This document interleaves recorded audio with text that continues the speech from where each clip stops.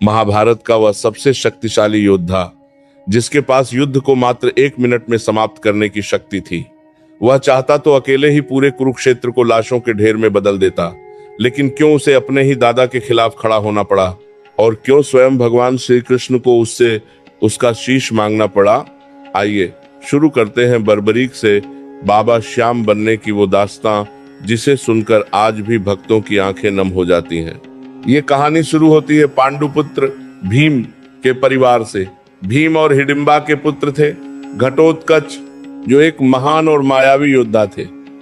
घटोत्कच का विवाह दैत्यराज की पुत्री कामकंटकट्टा मोरवी से हुआ। इन दोनों के मिलन से एक अत्यंत तेजस्वी पुत्र का जन्म हुआ, जिसके बाल बब्बर शेर के अयाल बालों जैसे थे, इसीलिए उसका नाम रखा गया बर्बरीक। बर्बरीक बचपन से ही सामान्य बालकों से अलग थे। उन्हें अपनी माता मोरवी से वीरता के संस्कार मिले और उन्होंने भगवान शिव की घोर तपस्या की। उनकी तपस्या से प्रसन्न होकर महादेव ने उन्हें 3 ऐसे अचूक बाण दिए जो ब्रह्मांड की किसी भी शक्ति को नष्ट कर सकते थे। साथ ही अग्निदेव ने उन्हें एक ऐसा धनुष दिया जो उन्हें तीनों लोकों में अजेय बनाता था। इन बाणों की विशेषता यह थी कि पहले बाण से बर्बरीक उन सभी को चिन्हित कर सकते थे जिन्हें उन्हें नष्ट करना है। दूसरे बाण से वे उन लोगों को बचा सकते थे जिन्हें वे सुरक्षित रखना चाहते थे, और तीसरे बाण को छोड़ते ही वे सभी चिन्हित लक्ष्य पल भर में भस्म हो जाते। यानी बर्बरीक को युद्ध जीतने के लिए किसी सेना की जरूरत नहीं थी। जब बर्बरीक को पता चला कि कुरुक्षेत्र में पांडवों और कौरवों के बीच महायुद्ध होने वाला है, तो उन्होंने भी युद्ध देखने की इच्छा जताई। चलते समय उनकी माता मोरवी ने उनसे एक वचन मांगा। माता जानती थी कि उनका पुत्र रण अजय है, इसलिए उन्होंने कहा, पुत्र, यदि युद्ध में भाग लेना ही पड़े तो हमेशा उसकी ओर से लड़ना जो हारा हुआ हो। बर्बरीक ने अपनी माता को वचन दिया, माँ, मैं हारे का सहारा बनूंगा। यही वह एक छोटा सा वचन था जिसने महाभारत की पूरी दिशा बदल दी और बर्बरीक को इतिहास के सबसे बड़े बलिदान की ओर ढकेल दिया। बर्बरीक अपने नीले घोड़े पर सवार होकर 3 बाण और धनुष लेकर कुरुक्षेत्र की ओर चल पड़े। वे नहीं जानते थे कि रास्ते में स्वयं जगत के स्वामी श्री कृष्ण उनकी प्रतीक्षा कर रहे हैं। बर्बरीक अपने नीले घोड़े पर सवार होकर कुरुक्षेत्र की ओर बढ़ रहे थे। उनके मन में उत्साह था और माता को दिया गया वचन हारे का सहारा बनने का। भगवान श्री कृष्ण सब जानते थे। उन्हें पता था कि यदि यह वीर योद्धा कौरवों की ओर से लड़ने लगा तो पांडवों की जीत असंभव हो जाएगी। बर्बरीक की शक्ति को परखने और उन्हें रोकने के लिए श्री कृष्ण ने एक ब्राह्मण का वेश धारण किया और मार्ग में खड़े हो गए। जब बर्बरीक वहां पहुंचे तो ब्राह्मण रूपी कृष्ण ने उनका उपहास उड़ाते हुए कहा, हे बालक, तुम केवल 3 बाण लेकर युद्ध लड़ने जा रहे हो? कुरुक्षेत्र में तो करोड़ों योद्धा हैं, तुम्हारे ये 3 खिलौने उनका क्या बिगाड़ लेंगे? बर्बरीक ने बड़ी विनम्रता लेकिन आत्मविश्वास के साथ कहा, हे ब्राह्मण देव, ये साधारण बाण नहीं है। मेरा केवल एक बाण ही पूरी शत्रु सेना का विनाश करने के लिए पर्याप्त है। यदि मैंने तीनों का संधान किया तो पूरे ब्रह्मांड में हाहाकार मच जाएगा। श्री कृष्ण ने चुनौती देते हुए कहा, अच्छा, यदि तुम इतने ही वीर हो तो सामने खड़े इस विशाल पीपल के पेड़ के सभी पत्तों को एक ही बाण से छेद कर दिखाओ। यदि तुम ऐसा कर सके तो मैं तुम्हारी शक्ति को मान लूंगा। बर्बरीक ने चुनौती स्वीकार की। उन्होंने अपनी आंखें बंद की और पहले बाण का संधान किया। जैसे ही बाण छूटा, वह बिजली की गति से पेड़ के एक एक पत्ते को चिन्हित करने लगा। उसी समय श्री कृष्ण ने चतुराई दिखाते हुए पेड़ का एक पत्ता चुपके से अपने पैर के नीचे दबा लिया ताकि वह बाण उसे न छेद सके। जब बाण ने पेड़ के सारे पत्तों को चिन्हित कर लिया तो वह अंत में श्री कृष्ण के पैर के चारों ओर घूमने लगा। बर्बरीक मुस्कुराए और बोले, ब्राह्मण देव, अपना पैर हटा लीजिए, वरना मेरा बाण आपके पैर को भी छेद देगा, क्योंकि इसके नीचे पेड़ का एक पत्ता छिपा है। श्री कृष्ण दंग रह गए। उन्हें समझ आ गया कि बर्बरीक की शक्ति अमोघ है। उन्होंने अगला प्रश्न पूछा, पुत्र, तुम किसकी ओर से लड़ोगे? बर्बरीक ने उत्तर दिया, मैंने अपनी माता को वचन दिया है कि जो पक्ष हार रहा होगा मैं उसकी ओर से लड़ूंगा। श्री कृष्ण ने गणित समझाया, पुत्र, यदि तुम पांडवों की ओर से लड़ोगे तो कौरव हारने लगेंगे, तब अपने वचन के कारण तुम्हें कौरवों की ओर जाना पड़ेगा, और जब तुम कौरवों की ओर जाओगे तो पांडव हारने लगेंगे। इस तरह तुम दोनों ओर की सेनाओं को समाप्त कर दोगे और अंत में केवल तुम अकेले ही जीवित बचोगे। बर्बरीक सोच में पड़ गए। उन्हें समझ आ गया कि ये कोई साधारण ब्राह्मण नहीं है। उन्होंने हाथ जोड़कर कहा, हे देव, आप कौन हैं? अपना वास्तविक परिचय दीजिए। जब बर्बरीक ने देखा कि ये ब्राह्मण उनकी हर चाल और भविष्य के परिणाम को पहले से जानता है, तो उन्हें आभास हो गया कि ये साक्षात ईश्वर हैं। बर्बरीक ने अपने धनुष को नीचे रखा और हाथ जोड़कर प्रार्थना की, हे प्रभु, आप कोई साधारण ब्राह्मण नहीं हो सकते। कृपा करके अपने वास्तविक रूप में प्रकट हो जाइए। तब भगवान श्री कृष्ण ने अपना विराट रूप प्रदर्शित किया। करोड़ों सूर्यों के समान तेज वाले उस रूप को देखकर बर्बरीक धन्य हो गए। श्री कृष्ण ने कहा, हे वीर, इस धर्म युद्ध की सफलता के लिए, रणभूमि की पूजा के लिए सर्वश्रेष्ठ क्षत्रिय के शीश की बलि चाहिए। इस समय इस धरती पर तुमसे बड़ा और श्रेष्ठ वीर कोई नहीं है। क्या तुम धर्म की रक्षा के लिए अपना शीश दान करोगे? बर्बरीक के लिए यह परीक्षा की घड़ी थी। एक ओर माता को दिया वचन था और दूसरी ओर साक्षात भगवान की इच्छा। बिना एक क्षण की देरी किए बर्बरीक ने मुस्कुराते हुए कहा, हे जगत के स्वामी, यदि मेरा शीश धर्म की स्थापना में काम आता है तो यह मेरा सौभाग्य है। मैं अपना शीश देने के लिए तैयार हूँ। परंतु बर्बरीक के मन में एक अंतिम इच्छा शेष थी। उन्होंने कहा, प्रभु, मेरी केवल एक ही इच्छा है। मैं इस महाभारत के महायुद्ध को अपनी आंखों से देखना चाहता हूँ। श्री कृष्ण ने उनकी यह इच्छा सहर्ष स्वीकार की। बर्बरीक ने अपनी तलवार निकाली और एक ही झटके में अपना शीश काटकर श्री कृष्ण के चरणों में अर्पित कर दिया। श्री कृष्ण ने उस शीश को अमृत से सींचकर पवित्र किया और कुरुक्षेत्र के पास सबसे ऊंची पहाड़ी की चोटी पर स्थापित कर दिया, जहां से पूरे युद्ध क्षेत्र का दृश्य साफ दिखाई देता था। बर्बरीक का धड़ शांत हो गया, लेकिन उनका शीश जीवित रहा। उनकी आंखें अब उस महासंग्राम की गवाह बनने वाली थीं, जिसके लिए बड़े बड़े राजा और योद्धा अपनी सेनाएं लेकर आए थे।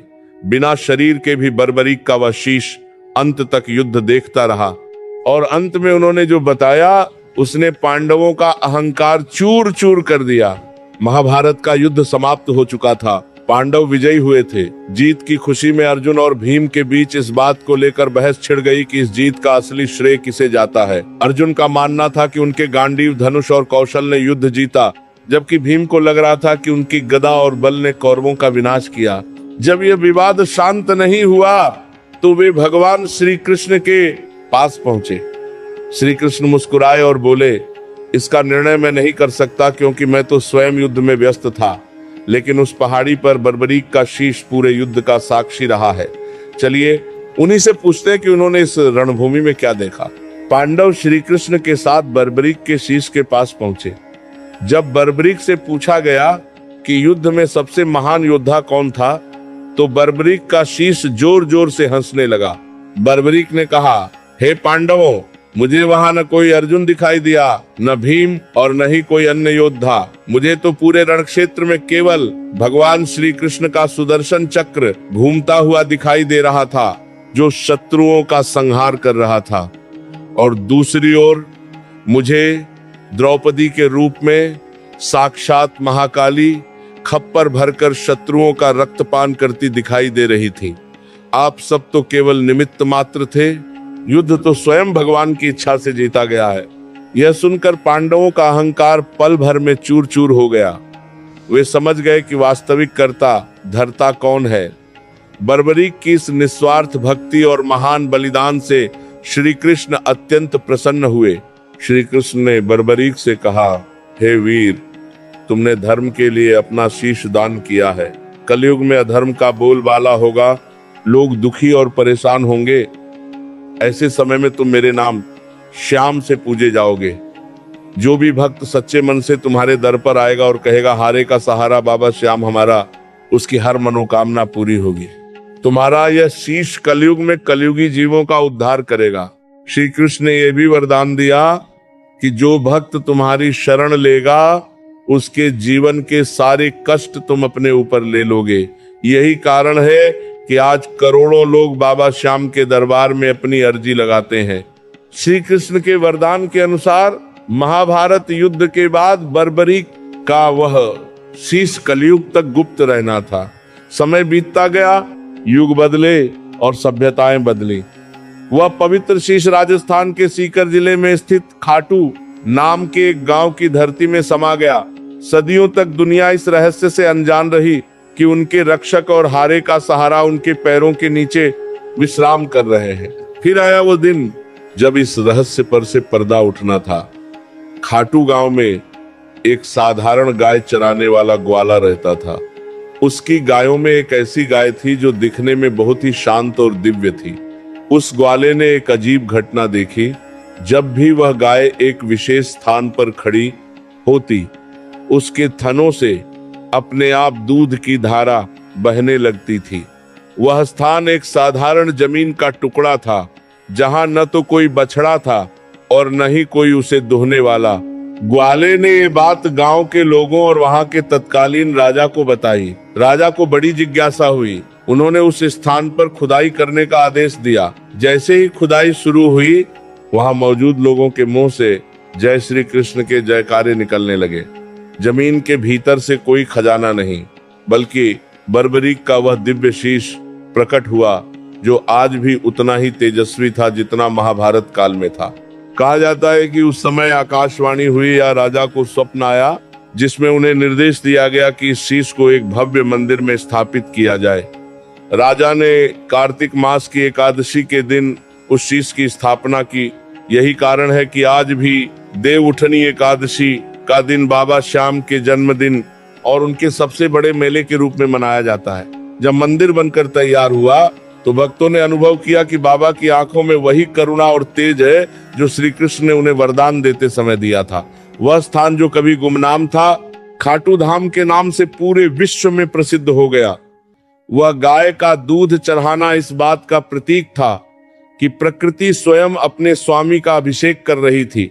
खाटू धाम में केवल मंदिर ही नहीं, बल्कि वहां स्थित श्याम कुंड भी अनंत शक्तियों का केंद्र माना जाता है।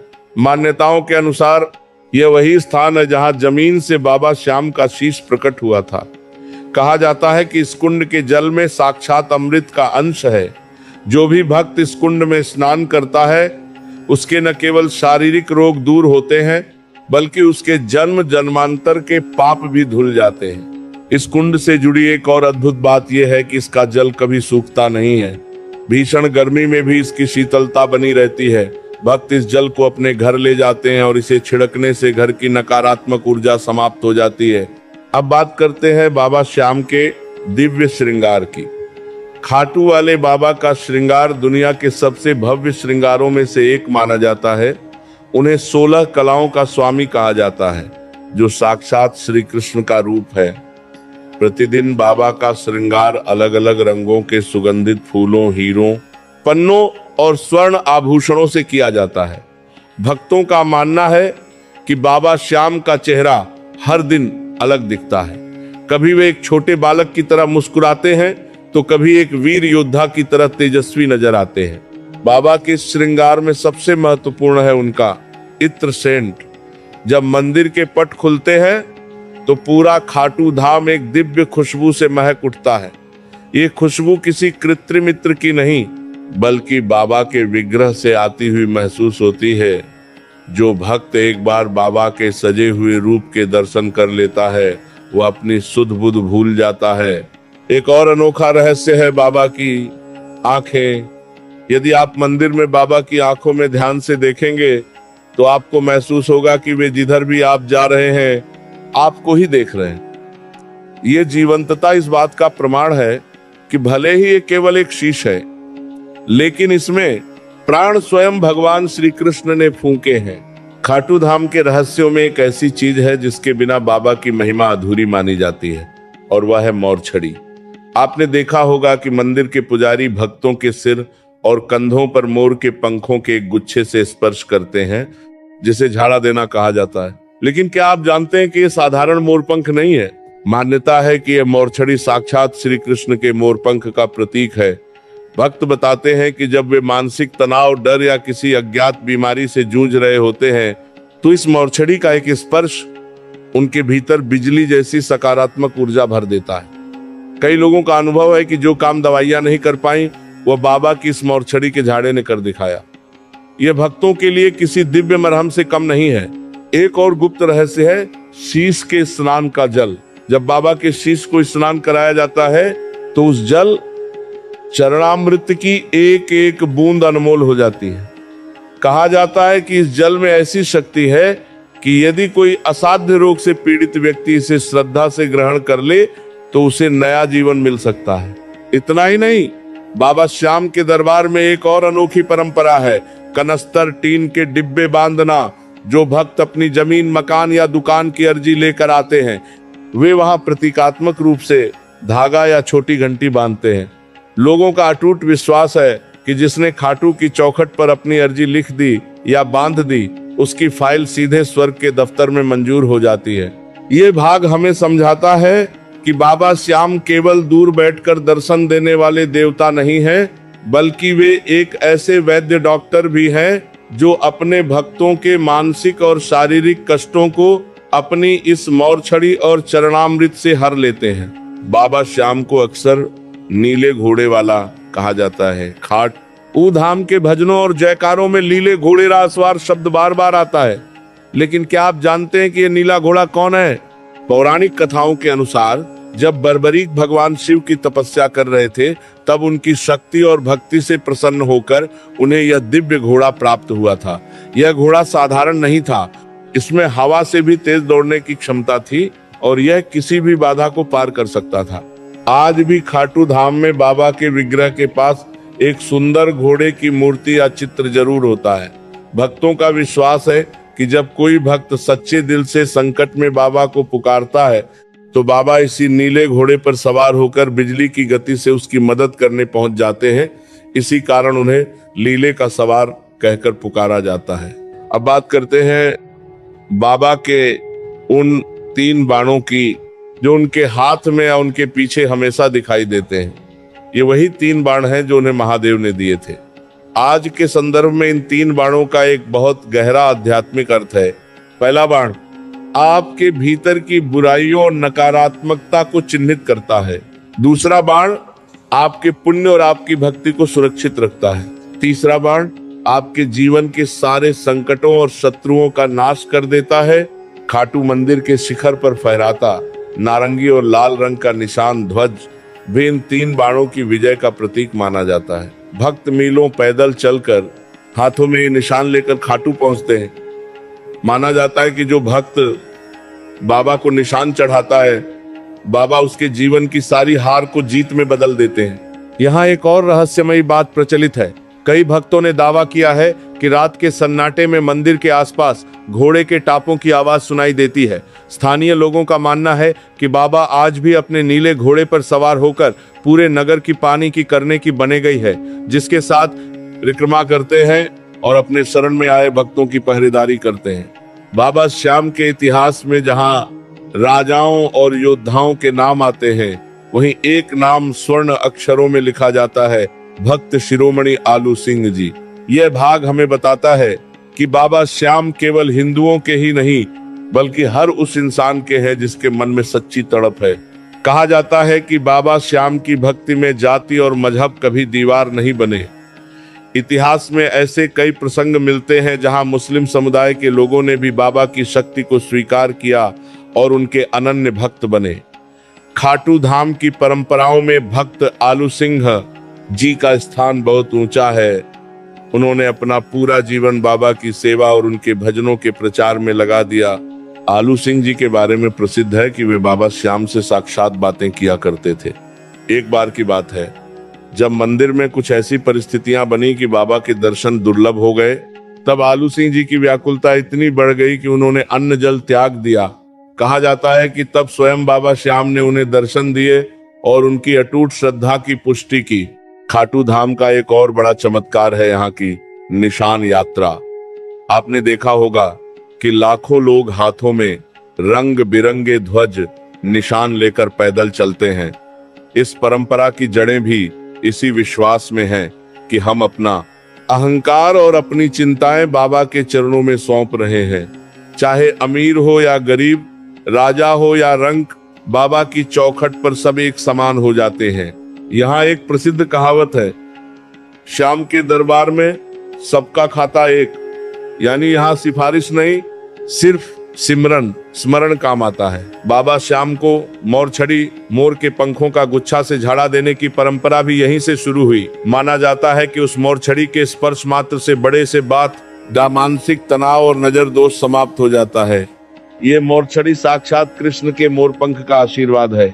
वैसे तो खाटू धाम में हर दिन भक्तों का तांता लगा रहता है, लेकिन साल में एक समय ऐसा आता है जब खाटू की गलियां नहीं बल्कि स्वर्ग का द्वार बन जाती है। वह समय है फाल्गुन का मेला।